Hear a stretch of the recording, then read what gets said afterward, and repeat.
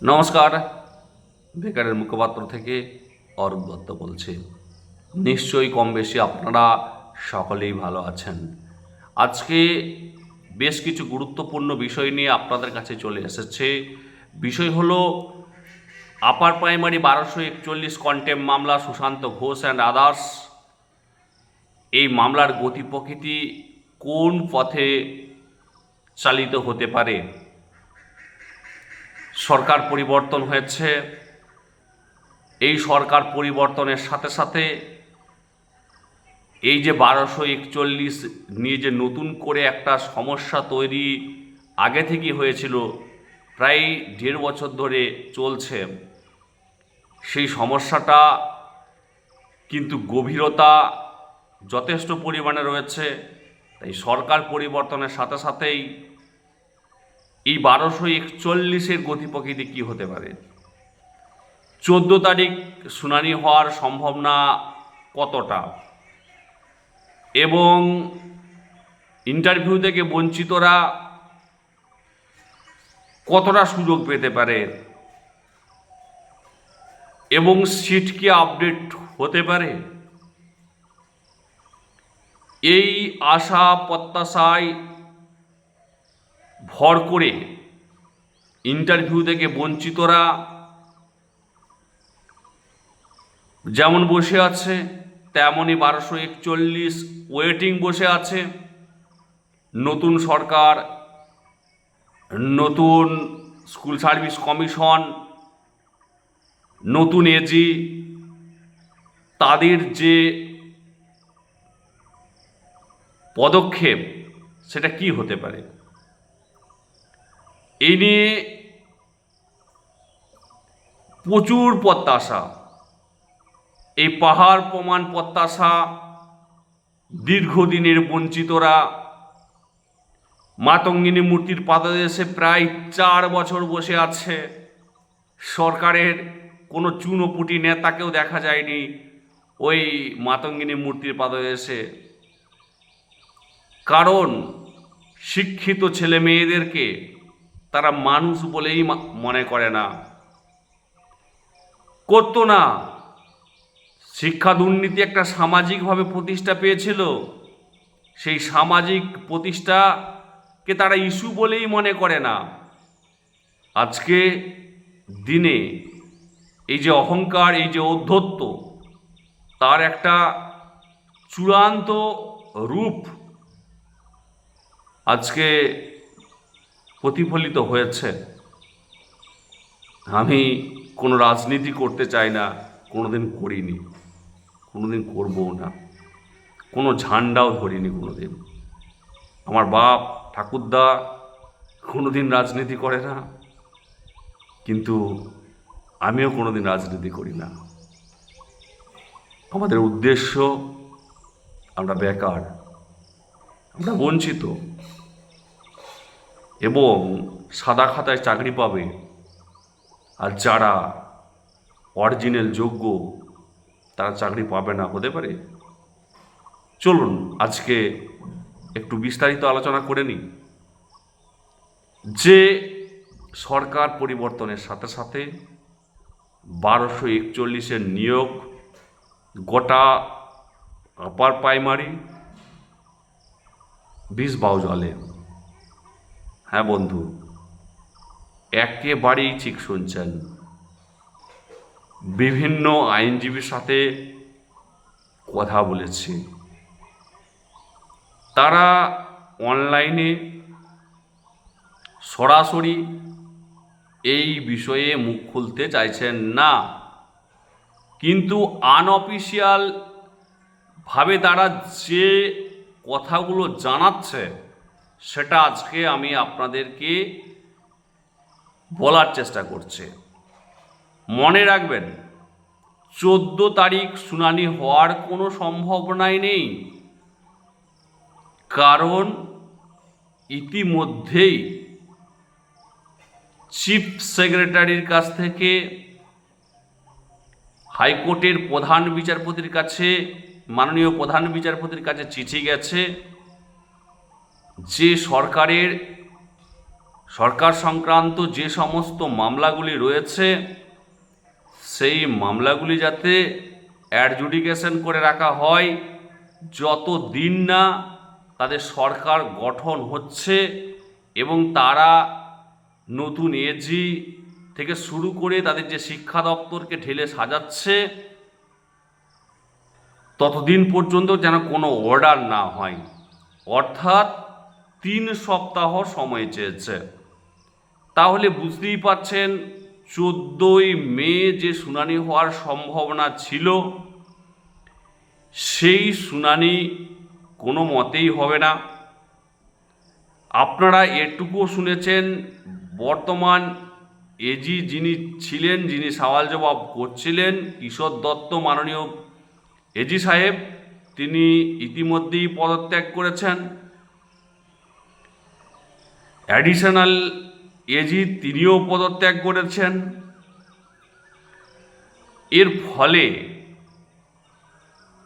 সরকারের পক্ষ থেকে নতুন এজি নিযুক্ত হবেন,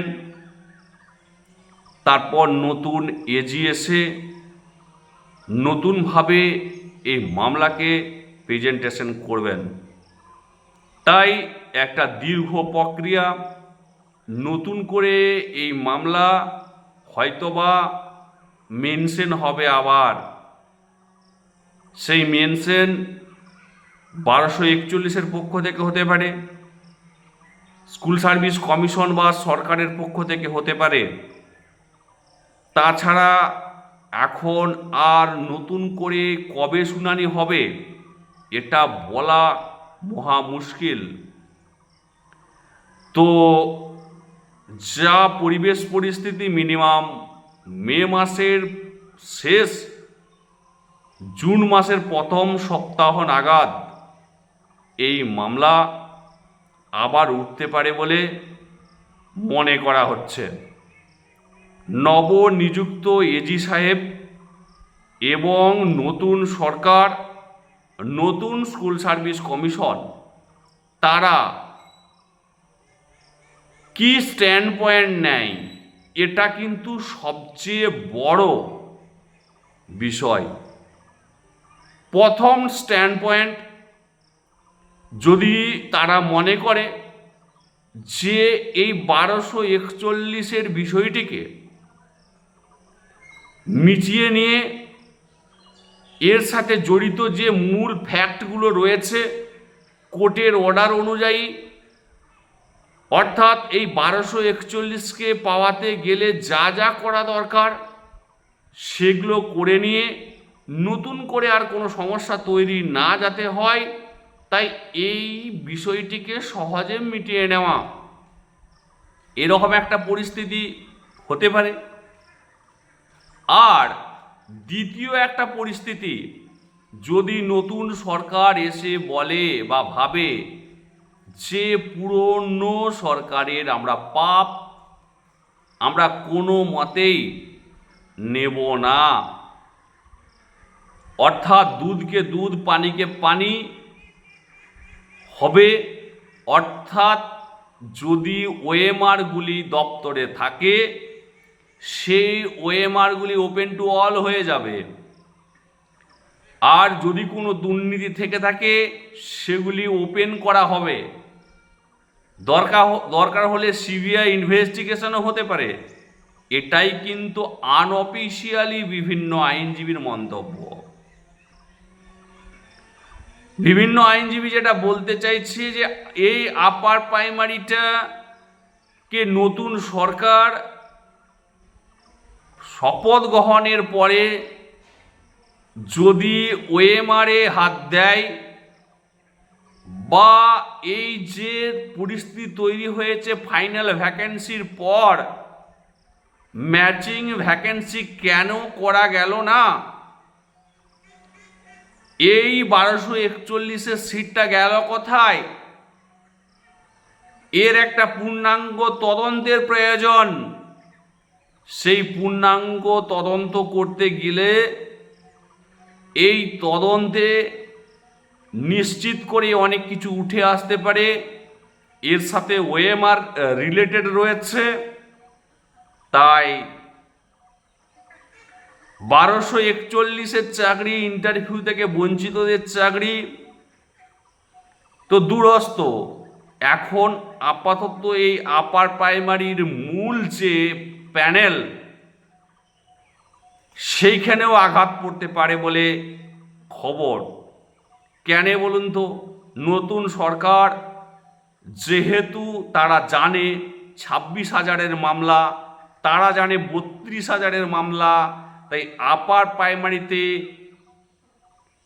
এমনি সিবিআই তাদের তদন্তে যে দুর্নীতি হয়েছে সেটা উল্লেখ করেছিল, কিন্তু এই আপার প্রাইমারি সিবিআই ইনভেস্টিগেশন হয়নি। ওএমআরের যে মিরর কপি সেটা প্রকাশ হয়নি।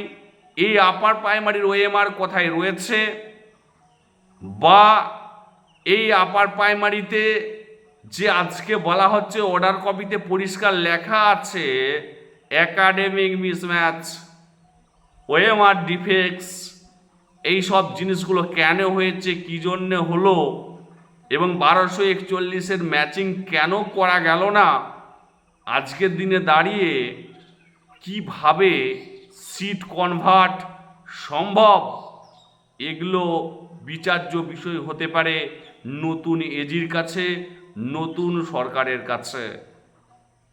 তো এখন এই নতুন সরকার এসে কি ধরনের তাদের অ্যাটিটিউড তারা দেখায়, এটা দেখার বিষয়। তো এখন যতটুকু অনুমান করা যাচ্ছে যে এই নতুন সরকার দীর্ঘদিন ধরে বঞ্চিতদের জ্বালা যন্ত্রণা কষ্ট দেখে এসেছে, তারা দেখেছে, তাই মনে করা হচ্ছে যে প্রাইমারি আপার প্রাইমারি যারা দীর্ঘদিন ধরে বঞ্চিত, তাদের নিশ্চয়ই এই নতুন সরকার এসে একটা নতুনভাবে চিন্তা তারা করবে এবং এই বিষয়গুলি সহজেই মিটিয়ে নেওয়ার চেষ্টা করবে, এটা ভাবা যেতেই পারে। কারণ এই অপদার্থ সরকার, অপদার্থ স্কুল সার্ভিস কমিশন, মানে যাদেরকে মানুষ ছুঁড়ে ফেলে দিয়েছে, যারা কখনোই মনে করেনি যে সমাজে দুর্নীতি একটা ইস্যু হতে পারে, যদি মনে করত তাহলে বিভিন্ন ধর্ণা মঞ্চগুলো যারা খুলেছিল তাদের কথা শুনত। 4 বছর ধরে সিট আপডেট মঞ্চ মাতঙ্গিনী মূর্তির পাদে এসে বসে আছে, একটা দিনও তাদের চুনোপুটি নেতা দেখা করতে যায়নি, এত ঔদ্ধত্য, এত অহংকার। অথচ সিট আপডেট করতে হবে 8-3B রুলস মেনে, এটা কিন্তু অলরেডি লেখা আছে, জানেন। দীর্ঘ 10 থেকে 12 বছর টেট হয়নি, সেখানে সবে মাত্র 9,000 নিয়োগ করা হয়েছে 14,339টা সিটের এগেনেস্টে। রেশিও মেনটেন করলে ডাকতে হতো প্রায় 20,000 প্লাস, কিন্তু সেটা ডেকেছে 17,000। রেশিও মেনটেন করেনি, রিজার্ভেশন পলিসি মেনটেন করেনি। আজকের দিনে তারা দাঁড়িয়ে 8-3B রুলসকে অমান্য করে সিটটা আপডেট করেনি। দীর্ঘদিন ধরে ইন্টারভিউ থেকে বঞ্চিত রয়ে গেছে, তাদের সোনালী মুহূর্তগুলো হারিয়ে গেছে দীর্ঘ 15 বছর ধরে। বহু স্কুল বন্ধ হয়ে গেছে এই শিক্ষক শিক্ষিকার অভাবে, কিন্তু কোনোদিন সরকার, স্কুল সার্ভিস কমিশন এই বিষয়গুলোকে নিয়ে কোনো কর্ণপাত করেছে? কোনো কর্ণপাত করেছে? লজ্জার বিষয়।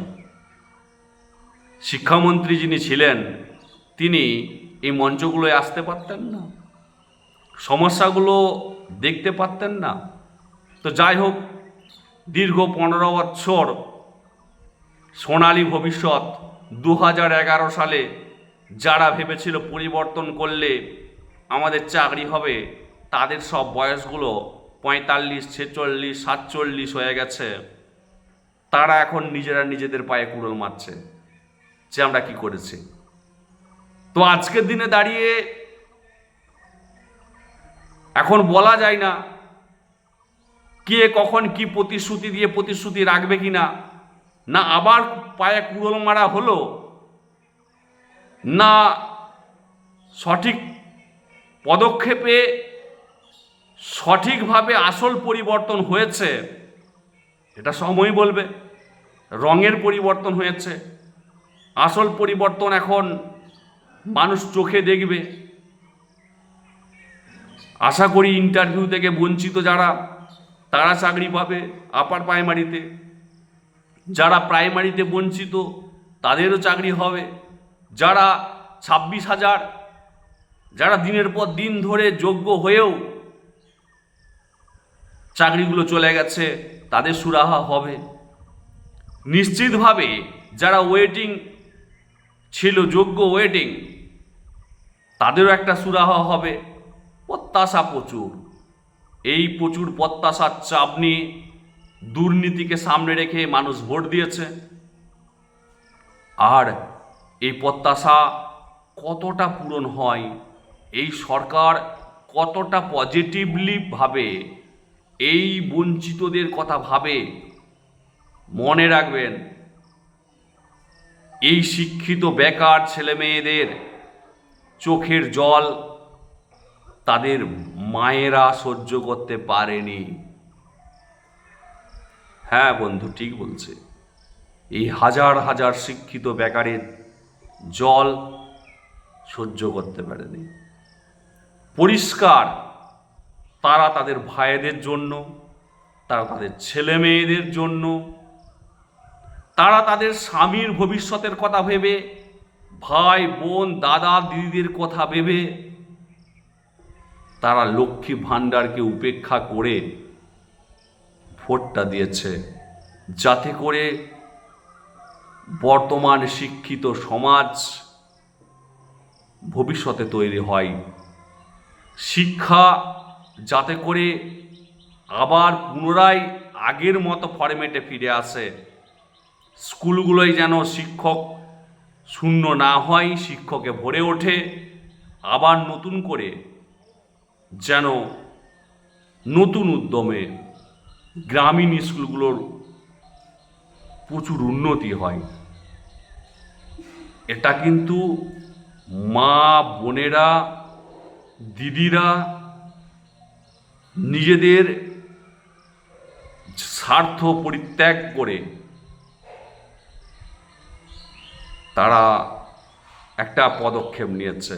গোটা পশ্চিমবঙ্গের তারা স্বামীর ভবিষ্যতের কথা ভেবেছে, তারা কখনো নিজেদের ছেলে মেয়েদের ভবিষ্যতের কথা ভেবেছে।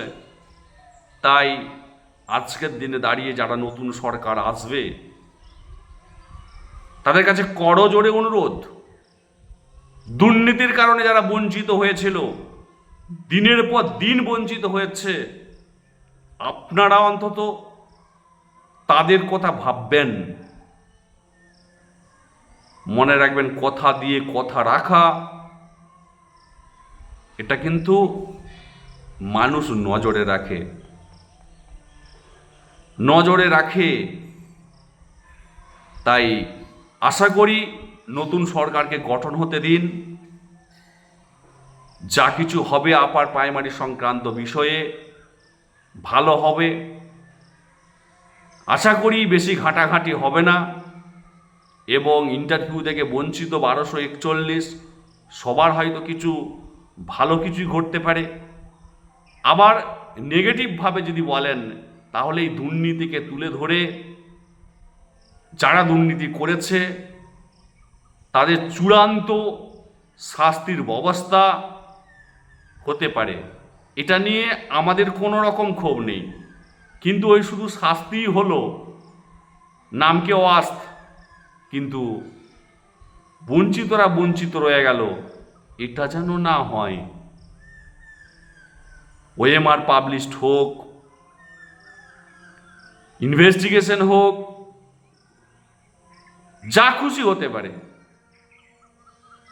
তাতে করে যাদের পাওয়ার দরকার, যারা যোগ্য, এবং সিটটা আপডেট করে যাদের বয়সগুলো পেরিয়ে গেছে, যারা বর্তমানে একাডেমিক্সে আসতে পারবে না,